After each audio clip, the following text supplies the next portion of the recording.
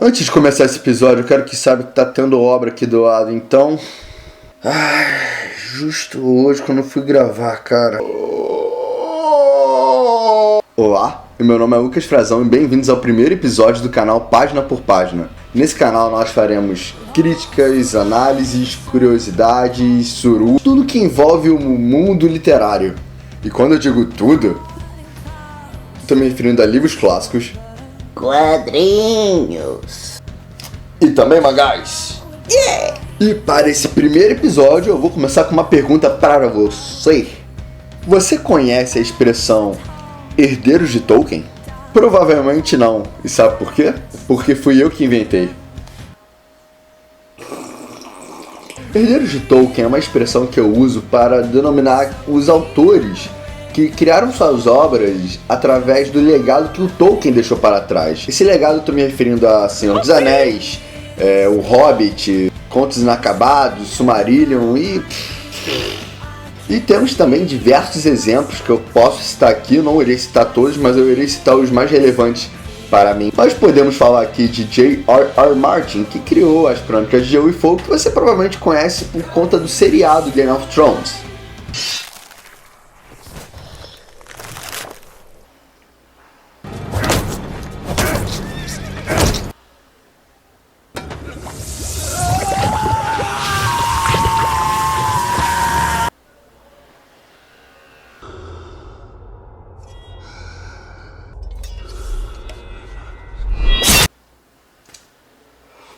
Outro autor também que divide muitas opiniões é o Christopher Paolini, eu acho que se fala assim, Paolini, que é o criador da quadrilogia, que são 4 livros, Eragon, que muita gente acha ruim, mas só que não é ruim.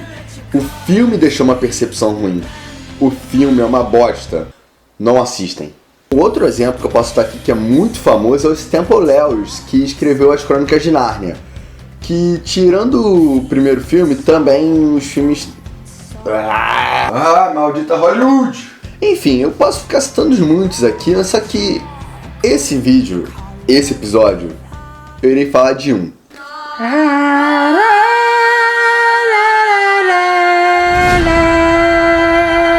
Eu tô falando de The Witcher, que muita gente conhece por conta do jogo. Eu fui uma delas. Eu me viciei nisso daqui. Eu tô lendo direto. Eu li os 2 primeiros livros em 20 dias. Eu resolvi começar meu canal falando sobre esse livro aqui, né? Um pouco diferente, fora do comum. E como começar falando disso daqui? The Witcher, ou na tradução bem errônea que tem para português, que é O Bruxo, foi publicado originalmente na Polônia por um autor polonês chamado Andrzej Sapkowski. Eu acho que se fala assim. Andrzej, tem um Z aqui. Andrzej Sapkowski.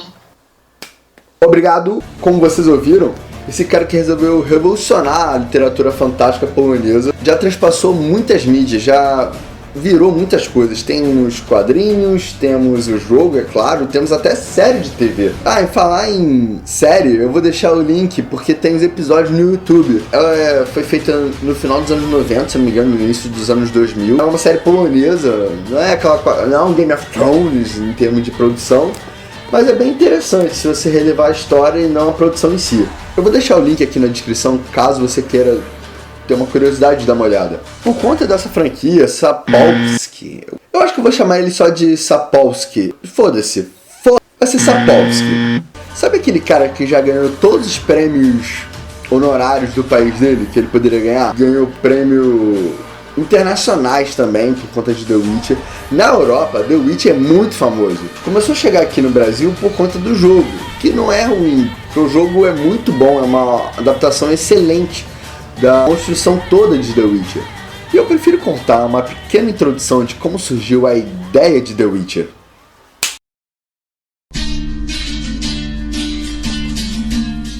Nascido em 1948 na cidade de Lodz, na Polônia, Sapkowski começou sua incrível carreira como um bem-sucedido economista. Trabalhou muitos anos na área, mas também sempre deixava claro sua paixão pelo gênero fantasy. Como Sapkowski trabalhou no mercado estrangeiro, o domínio de outras línguas permitiu traduzir textos e também fazer dissecações sobre o gênero. Ele achava que faltava livros de autores poloneses, que forçou a buscar autores estrangeiros. Foi então que, em 1986, ele lança na revista Fantástica um discreto conto intitulado The Witcher, traduzindo do polonês para o inglês. Essa revista já tinha publicado contos de autores famosos, como o próprio Tolkien. Esse conto teve uma boa repercussão em toda a Polônia, o que fez ele continuar a publicar mais contos desse universo. Assim começa a era de Sapkowski na literatura polonesa. Bem, a série The Witcher é dividida em 7 livros, nas quais 5 já foram publicados e traduzidos aqui no Brasil. São eles nessa ordem: O Último Desejo, A Espada do Destino, Sangue dos Elfos, Tempos de Desprezo, na qual eu tô lendo, tô terminando de ler, e o último lançado, que eu acho que foi em abril, não, que eu acho que foi publicado aqui no Brasil em outubro, se eu não me engano, foi Batismo de Fogo. O 6º e 7º livro de The Witcher, que é A Torre da Andorinha e A Senhora do Lago, pelo menos A Torre da Andorinha já foi confirmado que esse ano sairá, mas A Senhora do Lago, não sei. Em alguns países, A Senhora do Lago foi dividida em 2 livros, só que a Martin Fontes já declarou que eles só trarão um livro. Menos mal, fica mais barato assim. A capa que vocês estão vendo aqui, ela é da primeira edição, porque recentemente elas lançaram uma capa que não me chamou muita atenção, eu não achei tão bonita quanto essa aqui. E só aparece o Geralt, né, que é o personagem principal, que remete mais ao jogo. Eu entendo por que eles fizeram isso, eles quiseram associar o livro mais com o jogo, porque se você olhar de fora assim, você não tem nada a ver com o jogo. Mas por que The Witcher é tão especial? Não sei. Sabe, depois de Senhor dos Anéis, eu considero The Witcher a melhor criação em obra fantástica. Na minha opinião, é a melhor criação em obra fantástica. O que inspirou The Witcher, sabe? Quais foram as fontes de The Witcher? Por ele ser um herdeiro de Tolkien, já deixei aqui implícito de que Tolkien foi uma das inspirações de The Witcher, mas só que tem muito mais coisa e tem muitas histórias e histórias muito antigas que envolvem The Witcher. Eu estou falando de mitologia. Você sabe exatamente o que é mitologia? As mitologias de todos os povos retratam esses percursos errantes que a alma, em busca de afastar-se da lama originária de sua animalidade, acaba por percorrer, distanciando-se de um universo de sombra rumo a uma luz que, acredita, encontra-se disponível a todos os buscadores. Essa foi uma passagem tirada de O Livro Completo dos Heróis, Mitos e Lendas.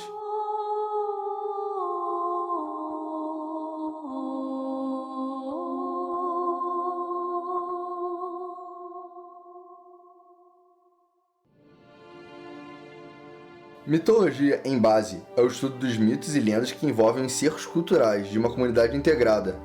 Na verdade, são usados não só em rituais existentes dentro de um povo, mas de certa forma servia também como toda a base ideológica, científica e política.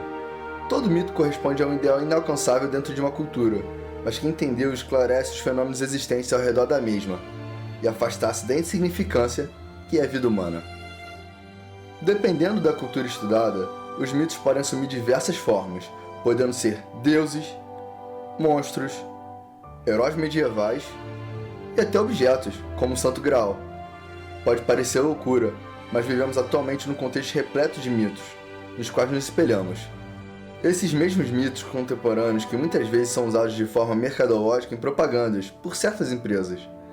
É dentro de um fenômeno, um contexto cultural, que eleva uma simples figura pública em um mito.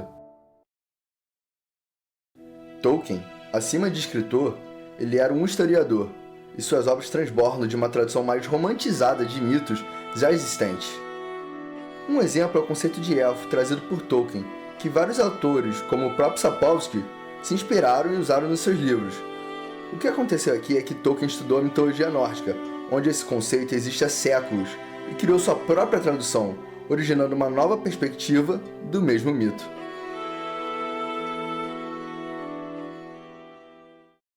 Como vocês viram, mitologia é algo muito mais profundo do que simplesmente contar histórias e lendas por aí. The Witcher é um livro que se inspirou de diversas e diversas mitologias, então falar de todas elas vai ser muito complicado. Só que eu vou contar em resumo como originou o universo de The Witcher, qual foi a sacada que o Sapkowski fez para criar esse universo. É bem interessante. 1500 anos antes das histórias atuais do livro, aconteceu um fenômeno conhecido como a conjunção das esferas, que quando planetas se alinharam, ligou distintas dimensões. O mundo retratado do livro era dominado pelas raças antigas, como os anões e elfos. A ligação entre mundos trouxe monstros como vampiros, dragões e sereias, e também pode-se dizer que o surgimento da magia. Mas a maior monstruosidade que surgiu foram os humanos, nos quais quebraram o paradigma das raças antigas, reinaram como espécie dominante. Ligações entre mundos... isso me parece familiar? Ah, tá. Falar que a criação do universo de The Witcher tem uma semelhança com a mitologia nórdica não é coincidência. Eu também quero que saiba que todos os livros que eu estou citando aqui, e mais alguns que se envolvem com mitologia, que tem a ver com o assunto desse vídeo, eu vou deixar os nomes deles na descrição, para caso vocês queiram dar uma olhada. E também vou deixar no link de um site chamado Mitografias, que é um site muito bom, brasileiro, BR. Uhul! E nesse site você pode encontrar diversos textos e coisas relacionadas à mitologia. Inclusive, eles têm um podcast chamado Papo Lendário, que é um podcast muito interessante para quem quer saber sobre tudo que for considerado mitologia. Tem mitologia chinesa, grega, cara, eles falam de tudo praticamente. Outra história, outro mito que também inspirou muito The Witcher, principalmente seu personagem principal, Geralt de Rivia, foi esse daqui, Beowulf. It speaks. It speaks!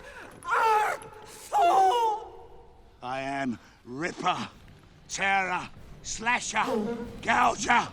I am the teeth in the darkness, the talons in the night. Mine is strength and lust and power. I am Beowulf!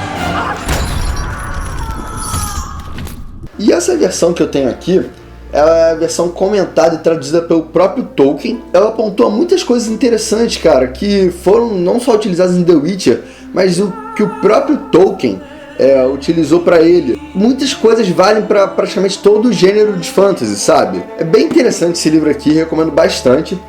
E eu vou me aprofundar mais nele quando eu for falar do primeiro livro de The Witcher, que é O Último Desejo. Eu vou fazer uma dissecagem bem interessante sobre ele, sobre os contos. Não, você é burro, cara, que loucura. Como você é burro. O livro de The Witcher tem uma divisão um pouco interessante. Os dois primeiros livros eles são divididos em contos que ele publicou na revista. E a partir do terceiro livro, que é O Sangue dos Elfos, é que segue um padrão de romance. Então eu posso começar a ver os romances? Eu não preciso ler os contos. Tem alguns contos que são bem importantes para toda a cronologia, que envolve também os romances. Então eu recomendo você não descartar os contos. Eu duvido muito que você leia um conto e não queira ler os demais. Sério, eu duvido muito. Então não se esqueçam de se inscrever no canal para acompanhar toda essa saga de The Witcher que eu irei fazer aqui no Página por Página. E também não esquecem de colocar nos comentários livros ou outros tipos de leitura que vocês gostariam de ver aqui no canal. Não se esquece também de compartilhar esse vídeo aqui para aquele seu amigo fanático por leitura e que busca alguma coisa nova para ler. Não se esqueça também de dar aquele like maroto se você gostou do vídeo, ou dislike, né? Estamos aqui para receber críticas também. Vamos ficando por aqui. Um brinde para todos vocês e até a próxima.